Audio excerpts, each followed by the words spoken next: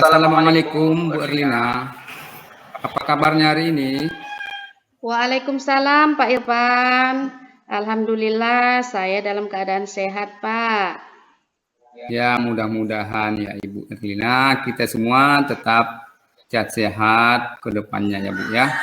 Iya Pak, amin. Ya Bu Erlina sepertinya Ibu tidak seperti hari biasanya nih. Bagaimana dengan Ibu? Saya lihat Ibu ini cemas, bingung, kurang semangat begitulah Bu. Ada apa ya Bu ya? Iya Pak Irfan, memang akhir-akhir ini saya memang kurang semangat dan saya sangat bingung Pak.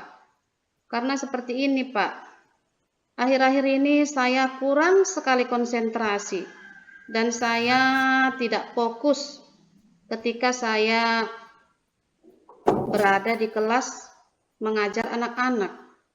Maka dari itu saya undang Pak Irfan untuk diskusi dan sharing. Kira-kira Pak Irfan ada waktu enggak? Ya, Ibu Erlina mendengarkan permasalahan Ibu, saya memang ada waktu. Lagian saya ini lagi istirahat Bu. Gak usah sungkan-sungkan Bu, apa permasalahannya Ibu ceritakan aja, mana tahu bisa saya bantu. Dan ngomong-ngomong Bu, kira-kira apa tujuan Ibu berdiskusi dengan saya atau apa yang Ibu harapkan dari hasil diskusi kita ini nanti Bu? Kalau saya Pak, simpel saja ya Pak. Tentunya setelah nanti kita diskusi, saya berharap saya menemukan solusi Pak, menemukan jawaban atau jalan dari permasalahan yang sedang saya hadapi saat ini Pak. Iya Bu. Baik Bu, tadi kalau tahu apa sih masalahnya Ibu atau permasalahan Ibu? Boleh ceritakan Bu? Boleh Pak. Gini Pak, tapi sebelumnya saya ucapkan terima kasih banyak ya Pak Irfan mau saya undang untuk diskusi dan sharing. Begini ya Pak, masalah saya itu yang sebenarnya saya itu nggak fokus dan konsentrasi ketika berada di dalam kelas, terutama ketika saya mengajar ya Pak. Jadi saya merasa gimana gitu Pak. Saya merasa sangat-sangat bersalah Pak dengan anak-anak. Karena saya yang nggak fokus, saya yang nggak konsentrasi, sasarannya jadi anak-anak juga mereka nggak fokus Pak. Dan mereka nggak bersemangat juga dalam menerima pelajaran yang saya sampaikan. Gitu Pak. Oh, begitu ya Bu masalahnya karena tadi tidak fokus dan kurang konsentrasi di kelas karena mungkin ada masalah di luar begitu kan Bu ya. Iya Pak. Memang bukan Ibu aja yang begitu Bu. Nah, itulah risikonya kita sebagai seorang guru Bu. Semuanya itu harus kita hadapi dengan rasa sabar ya Bu ya. Iya Pak. Memangnya Bu, apa yang menyebabkan Bu Erlina tidak fokus dan kurang konsentrasi di dalam kelas kalau boleh tahu?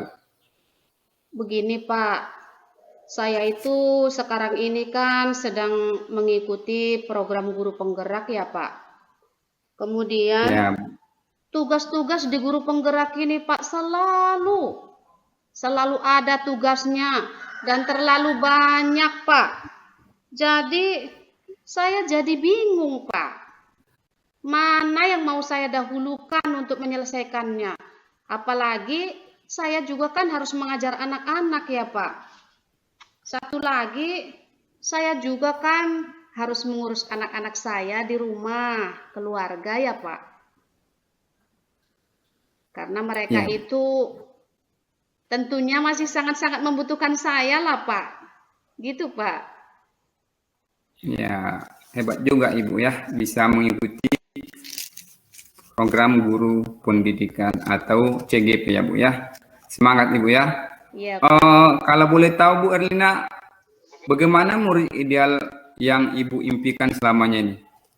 Ya, kalau saya itu Pak memimpikan murid-murid yang selalu bersemangat, murid-murid yang selalu bisa menerima apa yang saya sampaikan kepada mereka, kemudian anak-anak yang selalu merindukan kehadiran saya.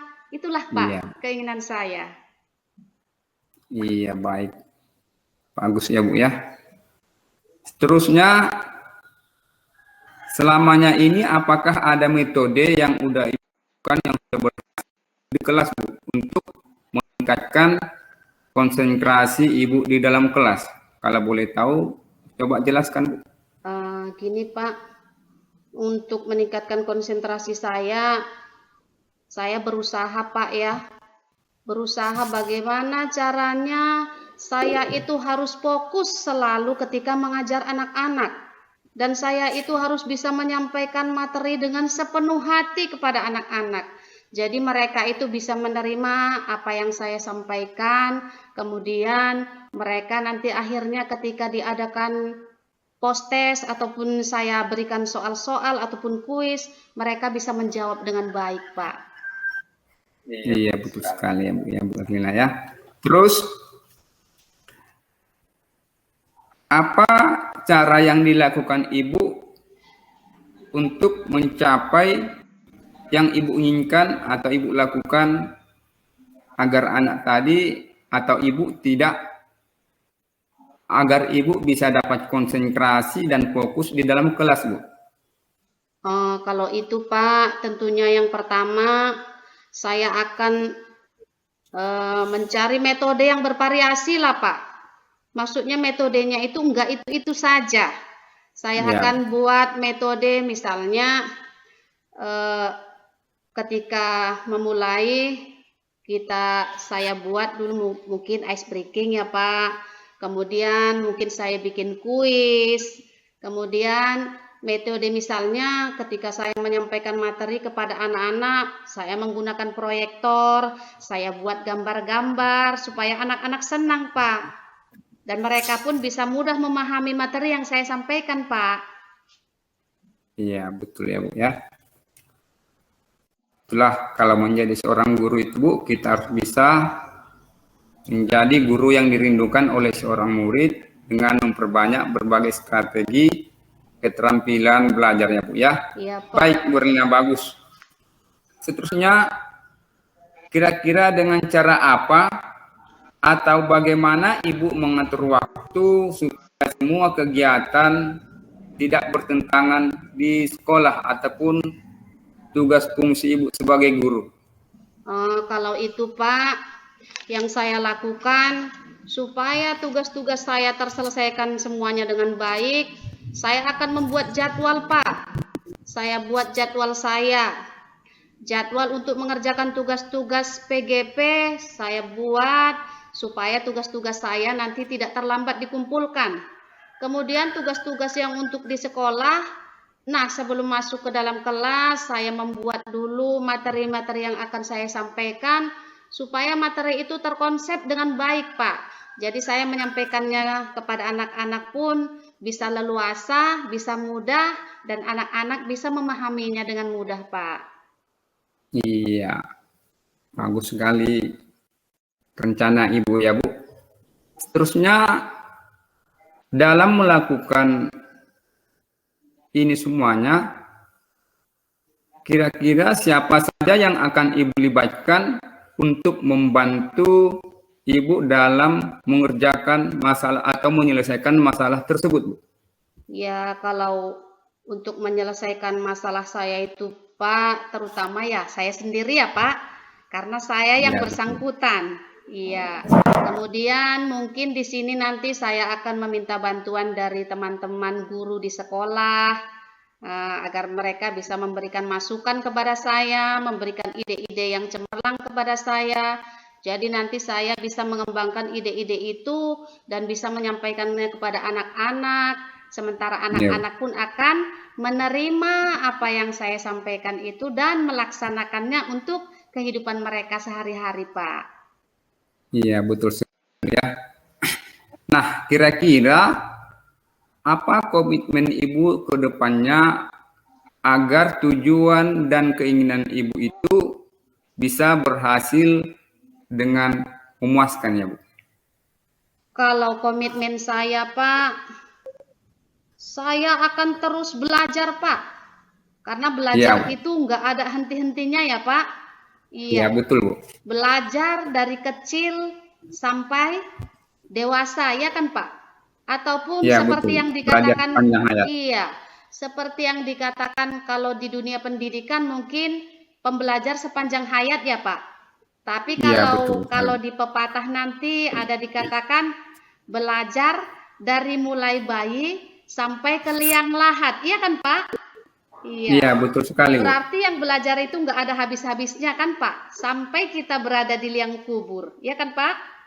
Iya. Iya benar Bu. Kemudian saya akan selalu berusaha membagi waktu saya, baik dia waktu ketika mengerjakan tugas-tugas pendidikan guru penggerak, kemudian waktu saya ketika mengajar di kelas, tentunya ya Pak, mempersiapkan apa-apa yang mau saya sampaikan kepada murid-murid saya, dan saya ingin menjadi yang terbaik dari semua teman-teman dan rekan sejawat saya, tentunya di depan murid-murid saya. Dan saya Iya. ingin menjadi guru yang dirindukan oleh murid-murid saya, Pak. Ya, sangat bagus saya dengar komitmen Ibu Erlina ini.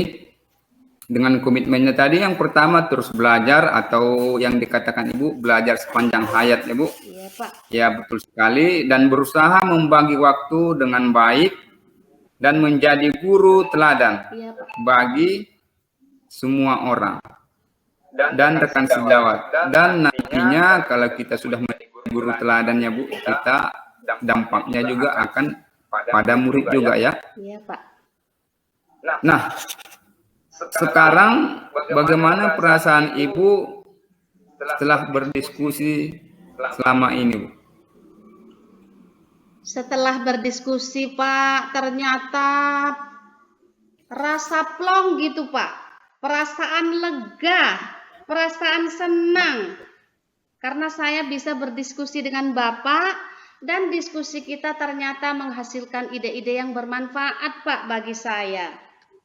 Nah, saya ucapkan terima kasih banyak ya Pak, sudah mau tadi membantu saya, mendengarkan curhatan saya, kemudian Bapak membantu mencarikan solusi untuk saya. Ya, syukur alhamdulillah lah Bu. Saya bisa membantu Ibu, mudah-mudahan ke depannya apapun masalahnya bisa kita selesaikan sama-sama.